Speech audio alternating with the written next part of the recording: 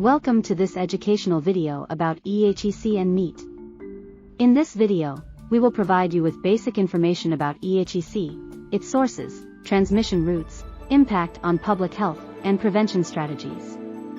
EHEC is a pathogen that is classified as a foodborne illness requiring reporting under food hygiene laws. It can cause symptoms such as abdominal pain and diarrhea, and in severe cases, it can lead to hemolytic uremic syndrome, HUS, and encephalopathy. EHEC is mainly transmitted through the consumption of contaminated food, especially meat products such as beef. It can also be transmitted through contact with infected animals or their feces. EHEC can have serious consequences for public health, especially for vulnerable populations such as children, the elderly, and people with weakened immune systems. It is important to take preventive measures to reduce the risk of infection.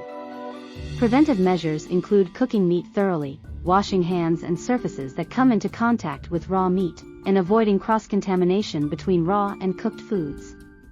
In conclusion, EHEC is a serious pathogen that can cause foodborne illness and have severe consequences for public health.